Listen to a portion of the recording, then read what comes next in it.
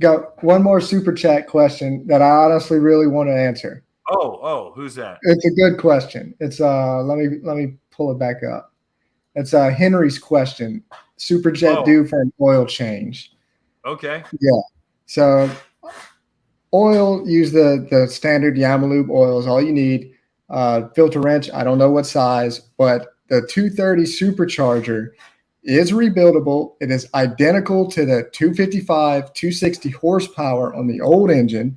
So you have to rebuild it. You need to rebuild it every 100 hours or every 2 years because it will fail.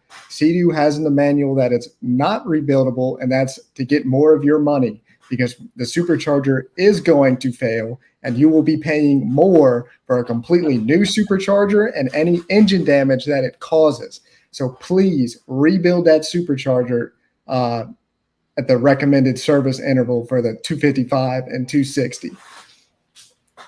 And So where should he go to get it rebuilt, Greg?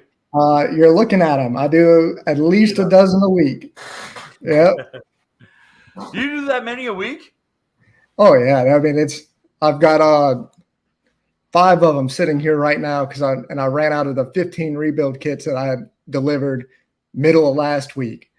So I Wow. mean, it's nonstop flowing in and out during the summertime. Okay. All right. Well, Henry, thank you for the super chat. I totally glazed over that one. I apologize. Hey, guys, thanks for hanging out.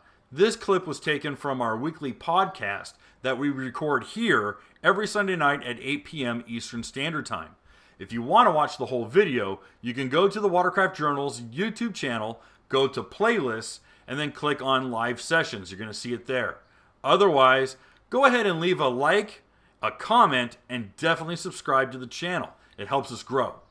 And again, thanks again for watching our videos, and we hope to see you soon.